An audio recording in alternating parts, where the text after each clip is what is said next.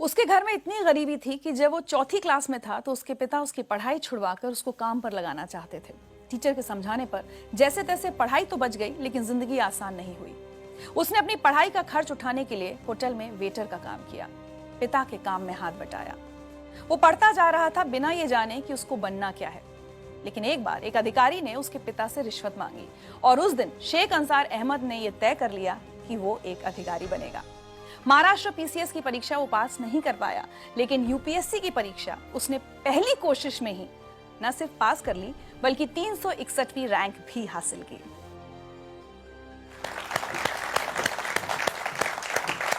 Sheikh Ansar, welcome to जिंदगी live. Ansar, बहुत बहुत बहुत स्वागत है आपका जिंदगी लाइव में। मुझे बहुत अच्छा लग रहा है इतने यंग ऑफिसर को अपने सामने देखकर। चाहूंगी कि आप सबको बताएं कि किस उम्र में आपने यूपीएससी की परीक्षा क्लियर की है। मैं 21 साल का था तब मेरा रिजल्ट आया था। 21 साल की उम्र में मैंने एग्जाम क्लियर की थी। And you been one of the youngest? जी। वाह।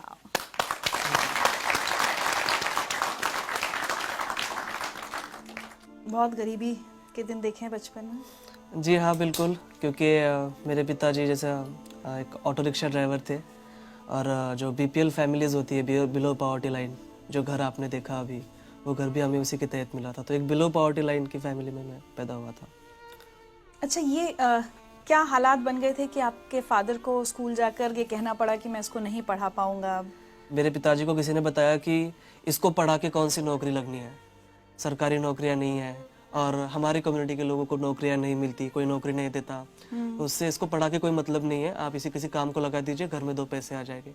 एक मैसेज सुनवाते हैं आपको। जब उसके पिताजी स्कूल में आए तो वो बोले उसका नाम निकालने का है, अब उसको स्कूल में नहीं रखने का। फिर मैंने बोला क्या करेंगे फिर उसका, वो क्या करेगा? तो उसको कुछ तो भी काम धंधा दे के काम करेगा। तो मैंने बोला ये अच्छा नहीं, और वो जहाँ तक पढ़ना चाहे उसको पढ़ने दो। इन्हीं की वजह से एक्चुअली मैं आज यहाँ तक पहुँचा हूँ। अगर ये मेरे पिताजी को नहीं बताते तो शायद मैं कहीं रिक्शा चला रहा होता। एक मैसेज और है आपके लिए। जब यूपीएससी मेंस का रिजल्ट लगा उस दिन मैंने तुझे कॉल किया था और मैंने तुझे सबसे पहले बताया कि तू पास हो गया है। उस शाम हम मिले भी थे। तू बहुत खुश और इमोशनल था। मैं भी वो खुशी जाहिर कर रहा था, पर उस इतने बड़े दिन भी तेरे पास खाने के लिए पैसे नहीं थे। हम दोनों ने हमारे घर पे ही खाना खाया था। मेरे लिए ये बहुत बड़ी बात नहीं है कि मैंने तुझे खाना खिलाया, पर मेरे लिए ये अवसर था कि मैंने इतने कम उम्र वाले एक आईएएस ऑफिसर के साथ खाना खाया।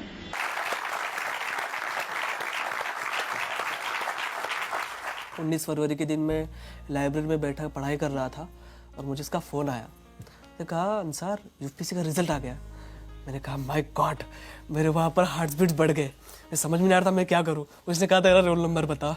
मैंने कहा ले लो भाई। मैंने उसको मेरा रोल नंबर भेजा और उसने मुझे कॉल करके बताया कि कॉन्ग्रेचुलेशंस, तुम पास हो गए हो।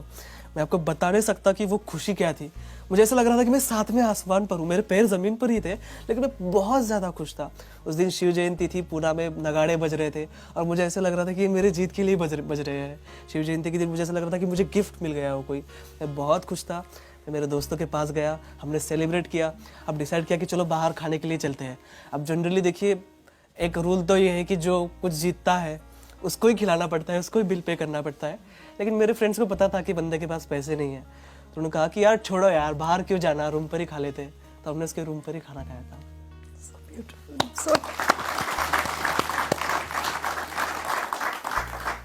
मेरे पास सच्ची आज शब्द नहीं आपकी बातें सुनकर, कितनी खुशी हो रही है कि एक बच्चा कहाँ से कहाँ पहुँचा है और अब जल्द ही आपकी नौकरी की शुरुआत होने वाली है।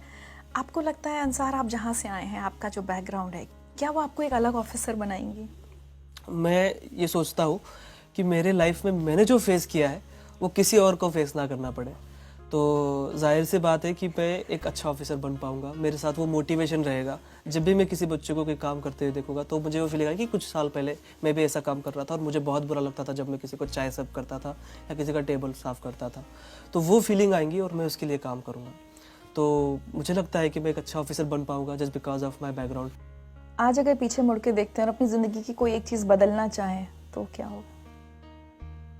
मेरी जिंदगी की मैं चाहूँगा कि मेरा बचपन फिर से आ जाए और मेरे पिताजी उसमें IAS हो। सो जस्ट मुझे